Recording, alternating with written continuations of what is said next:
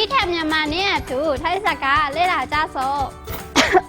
စေးရုံသွားချိန်တောင်းလဲရှိတဲ့ထိုင်းစကားလုံးများ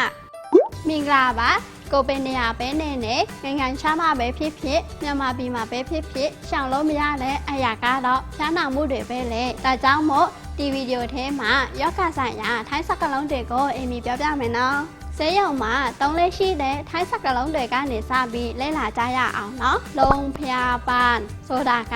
စေးရုံหมอဆိုတာကဆရာဝန်คนไข้ဒါမှမဟုတ်ผู้ป่วยဆိုတာကလူနာป่วยဒါမှမဟုတ်ไม่สบายဆိုတာကနေမကောင်းဘူးစေးရုံမှာတွားခင်မှာလိုအပ်တဲ့စာရွက်စာတမ်းတွေကိုပြင်ဆင်ထားဖို့မမဲနဲ့အောင်နော်လိုအပ်တဲ့အရာတွေကတော့ passport လူနာကအကယ်၍တောက်ပြမဲ့စေးရုံကတောက်ဖို့တယ်ဆိုရင်ပေါ့ပြီးရင်ကျမရဲ့အမခံကရှိရင်ပေါ့နော်အကယ်၍အစောပါစာရွက်စာတမ်းတွေရှိရင်လင်းမြန်တဲ့ဝန်ဆောင်မှုတွေကိုရရှိသွားမှာပေါ့နော်စေးရုံဝင်သွားတာနဲ့ပထမဆုံးသွားရမယ့်နေရာကတော့จุดคัดกรองဒီနေရာကလူနာတွေရဲ့အချက်အလက်တွေကိုမေးမြန်းတဲ့နေရာပဲလေကိုကဒီစေးရုံပထမအကြိမ်လာတယ်ဆိုရင်အဲ့နေရာမှာပဲကိုရဲ့ passport ကိုပေးပြီးလူနာကလောက်ခိုင်းနိုင်တယ်နော်အကယ်၍ကိုကလူနာကရှိပြီဆိုရင်တော့ထားလို့เสียမလို့တော့ဘူးဒီနေရာမှာတော့ယောဂလက္ခဏာစစ်ဆေးဖို့အတွက်နေရာပါကိုရဲ့အလေးချိန်နဲ့ဖိအားကိုတိုင်းတာရမယ်နော်ช่างน้ำหนักဆိုတာကကိုအလေးချိန်တိုင်းတာခြင်းวัดความดันဆိုတာကသွေးဖိအားတိုင်းတာခြင်းကိုဖျားတဲ့ဆိုရင်วัดไข้ကိုအပူချိန်တိုင်းရအောင်မယ်နော်ပြီးရင်သူနာပြုကကိုဘာဖြစ်တာလဲဆိုတာမဲလိုက်မယ်อาการလက္ခဏာมีอาการอย่างไรဆိုတာကဘာဖြစ်တာလဲဒါမှမဟုတ်တခါလေသူနာပြုတ်ကဒီလိုလဲမဲလာလိမ့်မယ်เป็นอะไรဘာဖြစ်တာလဲတုံးလေးရှိတဲ့နာကျင်မှုဆိုင်ရာထိုင်းစကားလုံးတွေကိုဆက်ပြီးလေ့လာကြရအောင်နော်ปวดဆိုတာက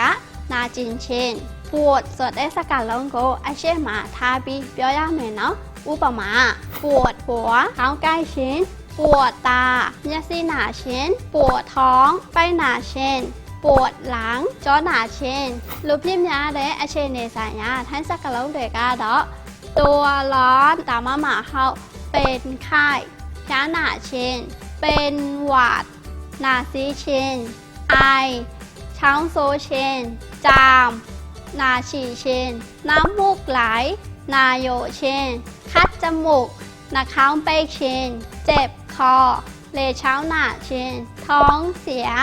วันชอခြင်းคลื่นไส้ยินเปี้ยยินขันခြင်းอาเจียนอ้ออ่านခြင်းသူနာပြုကကိုဘာဖြစ်တာလဲမေးပြီးဆိုရင်ဆရာဝန်နဲ့တွေ့ဖို့စောင့်ရုံပဲလေစောင့်နေတဲ့အချိန်မှာအရေးပေါ်တစ်ခုခုဖြစ်လာခဲ့ပါကသူနာပြုကိုချက်ချင်းအကြောင်းကြားရမယ်နော်ဥပမာขอโทษค่ะฉันหายใจไม่ออกค่ะsorry ပါကျမအသက်ရှူလို့မရပါฉันจะเป็นลมค่ะကျမမူလဲတော့မယ်ဒီလိုဖြစ်လာရင်တော့ချက်ချင်းကုသရမယ်နော်စစ်ဆေးခန်းမှာဆရာဝန်နဲ့တော့တွေ့ရမယ်နော်စစ်ဆေးခန်းကိုထိုင်းလို့ห้องตรวจဆရာဝန်ကလည်းကိုဘာဖြစ်လဲဆိုတာအသေးစိတ်မဲလာပါလိမ့်မယ်ဥပမာมีอาการเป็นยังไงบ้างคะปวดหัวค่ะเป็นมานานหรือยังคะ2 วันแล้วค่ะขอโทษค่ะปวดหัวค่ะไม่ได้เจ็บคอเคยแพ้ยาไหมคะฉันแพ้แอสไพรินค่ะပြီးရင်တော့ဆရာဝန်ကဆေးယူတဲ့နေရာမှာဆေးယူဖို့အတွက်နဲ့ပိတ်ဆံရှင်းဖို့အတွက်စာရွက်တစ်ရွက်ပေးလာပါလိမ့်မယ်จ่ายเงินဆိုတာကပိတ်ဆံရှင်းမယ်ห้องรับยาဆိုတာကဆေးယူတဲ့ခန်းပိတ်ဆံရှင်းတဲ့အခါမှာကျမရဲ့အမခံကရှိတဲ့ဆိုရင်ဝန်ထမ်းကိုပေးဖို့မမဲနဲ့နော်ဒါမှကျမရဲ့အမခံကအကျိုး300ကျောင်းတေချာတော့မှာနော်လူဖြစ်များတဲ့ယောဂရှင်တွေကိုထိုင်းလို့ကြည့်ထားရင်တော့စိတ်ပူစရာမလိုတော့ပါဘူးတကယ်ရှင်းတော့နေမကောင်းဖြစ်လာရင်ဆေးရုံမှာတောက်ကူတာဖို့မမေ့နဲ့အောင်နော်တကယ်ရှင်းတိုင်းကျမကြပါစေတတာခုနလေ့လာသွားတဲ့ထိုင်းစကားလုံးတွေကိုပြန်ပြီးပြောကြည့်ကြရအောင်နော်လုံဖျားပန်း เซโยหมอเซียหวนป่วยไม่สบายเนมกังบูปวดนาจินชินปวดหัวก้าวใกล้ชินปวดท้องป้ายหนาชินตัวร้อนย้าหนาชินเป็นหวัดนาซีชินท้องเสีย